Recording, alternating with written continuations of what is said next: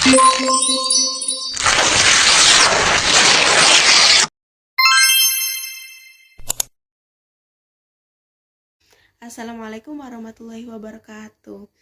Perkenalkan, nama saya Vina Elvira dari Program Studi Pendidikan Guru Sekolah Dasar kelas 5A.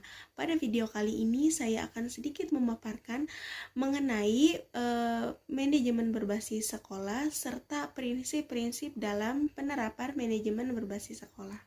Sebelum kita ke materi inti, yaitu prinsip penerapan MBS di sekolah, kita akan membahas terlebih dahulu apa itu manajemen berbasis sekolah. MBS atau manajemen berbasis sekolah meliputi 3 kata, yaitu manajemen, berbasis, dan sekolah. Kita akan membahas satu persatu dari setiap katanya. Yang pertama adalah manajemen. Menurut Handoko, manajemen adalah proses perencanaan, pengorganisasian, pengarahan, dan pengawasan usaha-usaha para anggota organisasi serta penggunaan sumber daya organisasi lainnya agar mencapai tujuan organisasi yang telah ditetapkan. Dalam KBBI atau Kamus Besar Bahasa Indonesia, berbasis ini mempunyai arti berdasarkan pada. Lalu sekolah. Sekolah ini menurut Darvanto, sekolah berarti suatu lembaga maupun bangunan yang telah digunakan sebagai tempat untuk memberikan ilmu serta menyalurkan ilmu. Dan sekolah juga terdiri dari beberapa kegiatan yang tentunya untuk menciptakan interaksi sosial. Jadi manajemen berbasis sekolah ini fokus memberikan kewenangan lebih atau kekuasaan lebih kepada sekolah untuk mencapai tujuan, karena setiap sekolah pasti memiliki potensi serta kelebihannya masing-masing. Nah, dengan ini maka sekolah ini diberi kesempatan untuk berusaha mencapai tujuan yang ingin dicapainya.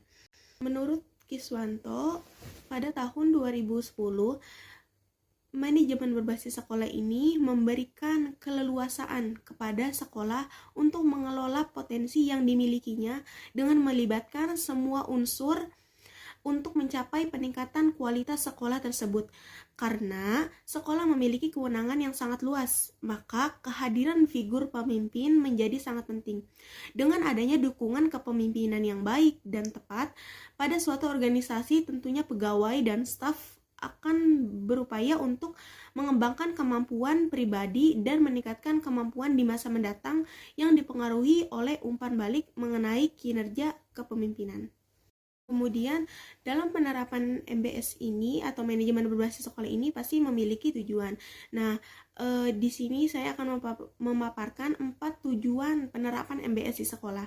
Yang pertama adalah pemberian otonomi yang lebih luas kepada sekolah dalam pengambilan keputusan untuk peningkatan layanan pendidikan.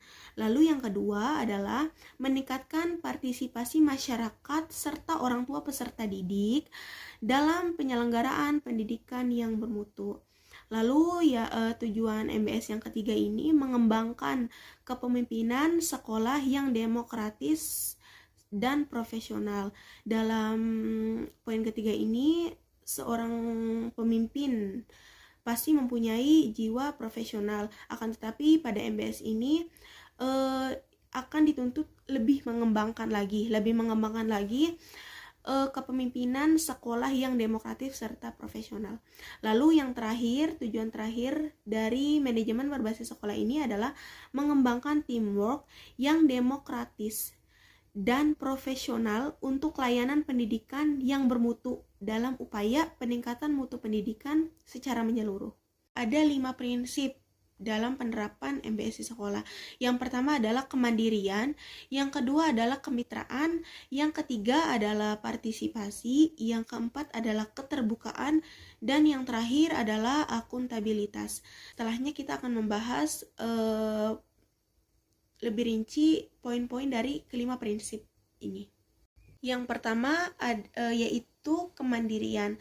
Sekolah yang mandiri dapat diartikan sebagai sekolah yang mampu menyelesaikan segala permasalahan tanpa terlalu mengandalkan campur tangan dari pemerintah pusat.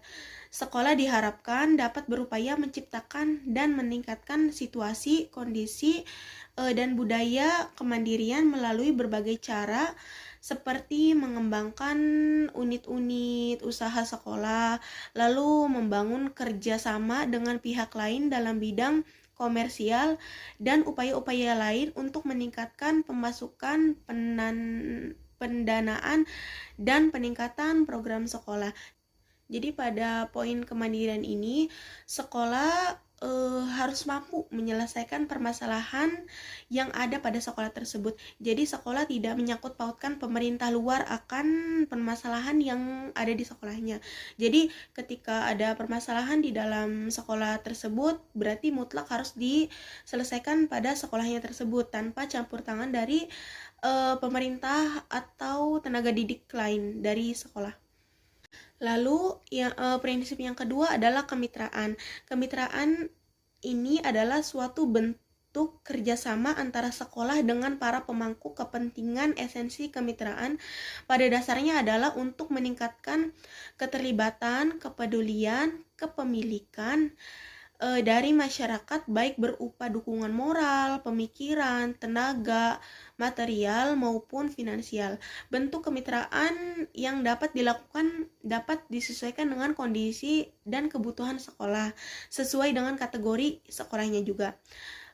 Dan pastikan kemitraan yang terjalin saling menguntungkan dan bersifat sejajar. Lalu yang ketiga adalah partisipasi. Partisipasi dapat dimaknai sebagai keterlibatan para pemangku kepentingan secara aktif.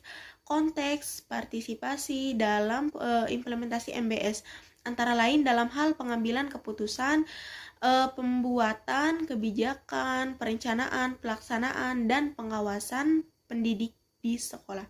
Dan yang ketiga adalah partisipasi. Partisipasi ini dapat diartikan sebagai keterlibatan para pemangku kepentingan secara aktif. Konteks partisipasi dalam implementasi MBS antara lain dalam hal mengambil keputusan, pembuatan kebijakan, perencanaan, pelaksanaan, dan pengawasan pendidikan di sekolah. Tujuan utama pendidikan partisipasi ini antara lain untuk meningkatkan kontribusi, memberdayakan kemampuan pemangku kepentingan, lalu meningkatkan peran pemangku kepentingan, dan menjamin agar setiap keputusan yang diambil mewakili aspirasi pemangku kepentingan. Upaya peningkatan partisipasi di satuan pendidikan ini dapat diwujudkan melalui penyediaan sarana prasarana, advokasi, publikasi, sekaligus transparansi terhadap pemangku kepentingan.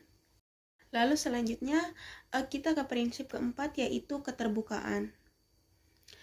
Lembaga pendidikan formal yang memberikan pelayanan pendidikan kepada masyarakat, maka prinsip keterbukaan sangat penting diimplementasikan. Keterbukaan dapat membangun kepercayaan publik terhadap program-program yang dijalankan oleh sekolah, dan upaya yang dapat dilakukan oleh satuan pendidikan untuk membangun keterbukaan kepada publik, yaitu dengan mendayagunakan berbagai jalur komunikasi yang tersedia untuk menyampaikan berbagai program yang akan dijalankan serta menyampaikan laporan dari setiap program yang berjalan. Inti dari prinsip keterbukaan ini ialah hubungan antara lembaga pendidikan formal yang memberikan pelayanan pendidikan kepada masyarakat sekitar. Nah, contoh implementasinya itu bisa dengan jalur komunikasi yang tersedia antara pendidikan formal dengan masyarakat. Nah, keterbukaan ini juga bertujuan untuk membangun kepercayaan masyarakat ini pada program yang ada di sekolah. Lalu yang terakhir ada akuntabilitas. Akuntabilitas ini merupakan prinsip yang sangat penting dijadikan oleh sekolah, apalagi sekolah yang sudah menerapkan MBS di sekolahnya. Nah, akuntabilitas ini memiliki arti suatu keadaan di mana suatu hal yang dapat dipertanggungjawabkan. Upaya peningkatan akuntabilitas ini dapat dilakukan dengan menyusun pedoman pemantauan kinerja suatu pendidikan, lalu menyusun rencana pengembangan sekolah, memberikan tanggapan terhadap pernyataan dan pengaduan publik. Jadi intinya partisipasi ini adalah keterlibatan antara para pemangku kepentingan secara aktif. Nah, partisipasi ini dalam implementasi MBS atau manajemen berbasis sekolah ini antara lain dalam hal mengambil keputusan, memberi kebijakan, perencanaan, pelaksanaan, serta pengawasan pendidikan di sekolah. Mungkin cukup sekian pemaparan yang bisa saya sampaikan mengenai MBS atau manajemen berbasis sekolah serta prinsip-prinsip dalam pelaksanaan MBS ini.